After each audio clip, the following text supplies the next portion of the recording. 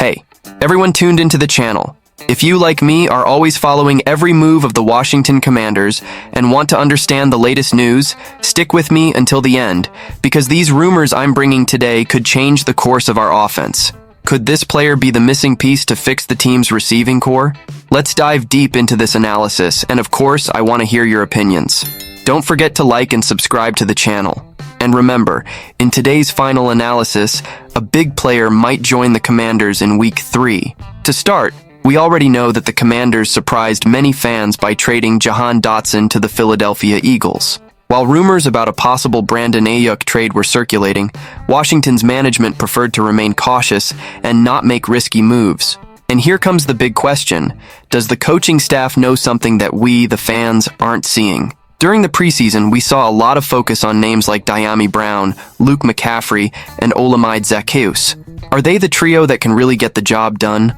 Well, after the first week of games, the answer to that question seems pretty clear. And unfortunately, it's not what we were hoping for. The performance of the receiving core in the game against the Tampa Bay Buccaneers in Week 1 was far from encouraging. Together, they totaled only 7 receptions for 55 yards. Terry McLaurin, the main name in this group, only got his first reception when the clock showed 3:35 in the third quarter. This is far from what we expected. And honestly, it's not the kind of performance that will take us far this season.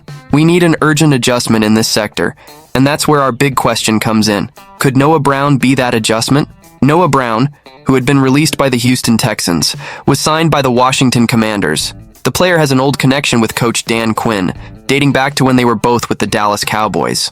This familiarity could be a positive point, but does he really have what it takes to stand out in the Commanders' offense? It's not uncommon for fans to look with some skepticism at a 7th-round pick now on his 3rd NFL team. But by all indications, Noah has much more to offer than we might think. Brown has been evolving each season in the league.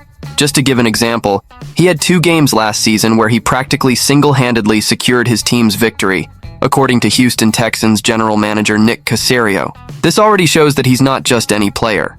Moreover, his number of receptions has been growing each year, which is an excellent sign that his potential hasn't been fully tapped. This is exactly the type of player who can surprise when placed in the right circumstances, and it's what we hope to see in a Commander's uniform. Now, let's talk about the statistics that make Noah Brown an interesting name for our offense. Despite being only 28 years old, he still has a lot of gas in the tank. Throughout his career, he's accumulated over 2,000 offensive snaps. To put that into perspective, that's almost the same number that Terry McLaurin has accumulated in his last 2 seasons combined. Brown is the type of player who may not have had the space and visibility he needed, but who, given the right opportunities, could stand out as a crucial piece.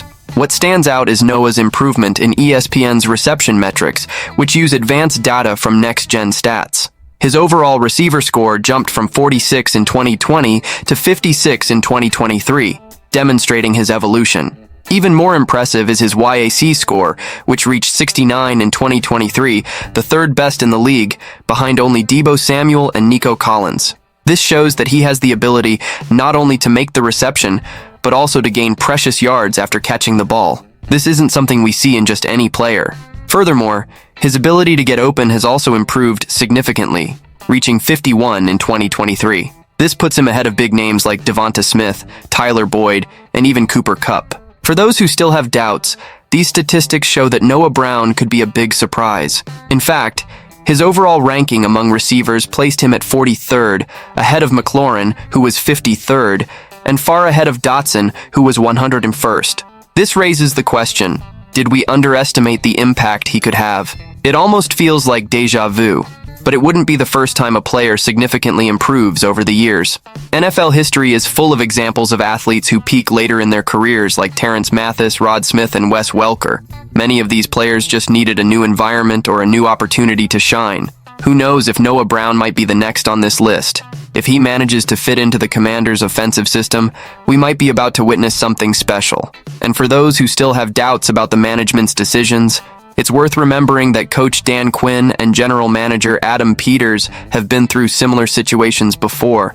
A clear example was what happened with the San Francisco 49ers in 2017, when, upon taking over the team, Coach Kyle Shanahan brought in new names to overhaul the offense. Players like Marquise Goodwin, who had no experience as starters, ended up standing out impressively. The same approach might be being used by the Commanders, betting on underestimated players with great potential. Noah Brown's case resembles that of Mohamed Sanu with the Falcons, who was a key piece for the team's success in several seasons. Brown has physical characteristics similar to Sanu's, being a big, strong receiver with a presence on the field. This similarity is a good indication that he might be exactly the type of player Washington needs to complement McLaurin and finally stabilize the receiving core. The Commanders haven't had two wide receivers with more than 800 yards in the same season since 2016, when Pierre Garçon and Deshaun Jackson reached that mark. If Noah Brown can fill this gap and establish himself as the reliable second option in the offense, we could solve a problem that has been haunting the franchise for almost a decade. And let's face it, it's more than time for this to happen. The potential is there. We just need to see if the team can make the most of it. Now let's talk about something that could change the course of our season, and you won't want to miss any of this. So, stick around until the end, because if there's one thing we can't afford right now, it's making more mistakes. In fact, in week 3, things might heat up, and there's a good chance some moves might happen off the field that could significantly improve our team. You know what I'm talking about? Free agents. And believe me, the Washington Commanders need to keep their eyes open for these names. You might be wondering, but why do we need to look at free agents right now? Well, the answer is simple. If you watched the first 2 games of the season, you must have felt the same frustration I did. The loss against the Tampa Bay Buccaneers with that 37-20 score hurt. And it wasn't just because of the result, but the way the team was dominated in the trenches. Yes, our defense, which has always been a source of pride with Jonathan Allen and Darren Payne, failed to stop the Bucs' run game. We gave up 112 rushing yards, 58 of those before contact. That means the opposing running backs were reaching the second level of our defense untouched. And that's something that can't keep happening. The solution to this problem might be in one name: Lawrence Guy. For those who don't know, this guy was one of the key pieces in the New England Patriots team that won the Super Bowl in 2018. And if there's one thing Guy knows how to do, it's stuffing the opponent's run game. He won't shine with sacks or spectacular tackles, but the guy occupies double teams, closes gaps, and prevents running backs from having room to breathe. That's exactly the type of player who could help our defensive line stop bleeding yards. And between us, we can't rely solely on Allen and Payne to hold down the fort. Now, would Guy start right away? Probably not, but he would be a much more reliable piece than Phidarian Mathis, who, unfortunately, hasn't shown he can be that run stuffer we need. And look, before you ask, Guy has that versatility that Mathis lacks. He can play directly over the center, as a nose tackle, or lined up wider, occupying the guards. And you know what that means? He could take on the role that John Ridgeway III had before the trade with the New Orleans Saints. In other words, Guy would be a luxury backup, but a backup who makes a difference when things get tough. If you're with me so far, then you've already understood that this move would be smart, right? But hold on, there's more. Because the truth is that the offensive line also needs reinforcements. It's no use having Sam Howell if he's constantly running for his life, trying to get rid of pressure. And that became very clear in recent weeks.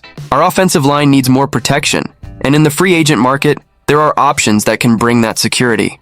Now, who are these guys and how could they improve our protection? That's what we're going to explore now. It's important to remember that, despite the flaws in run defense, the offense has also suffered from lack of time to execute plays. You know very well what happens when protection doesn't hold: constant pressures, sacks, and, in the end, drives that die too early. And this can't continue if we want to compete for something this season. With that in mind, one name that could help in this scenario is Jason Peters, a veteran who has proven to be a wall when it comes to protecting the quarterback. Peters has vast experience and, despite being at the end of his career, can still provide that stability our offensive line so desperately needs. So, fan, what do you think about this possibility? Lawrence Guy to reinforce the run defense and Jason Peters as a heavyweight addition to the offensive line? Sounds promising, doesn't it? The truth is that the NFL season is long and full of surprises, and small adjustments to the roster can make all the difference down the road. And for that, it's crucial that our team is always alert to opportunities that arise in the market. Keeping these veterans on the radar might be the key to strengthening the weak points we've seen in the first few weeks. Of course, all of this depends on the availability of these players and the decisions of our coaching staff. But, as a passionate fan, I can't help but imagine the impact these signings could have on our team's performance. And you, what do you think? Will the Washington Commanders make these moves, or are we about to see another season where opportunities pass by without us taking advantage? Before wrapping up, let me ask you a question. Is this the moment the Commanders will turn things around and make these strategic changes, or are we destined for another frustrating season? I want to hear your opinion, so don't forget to leave it in the comments. And of course, subscribe to the channel, because here you'll stay on top of everything happening with our team. Let's follow this journey together.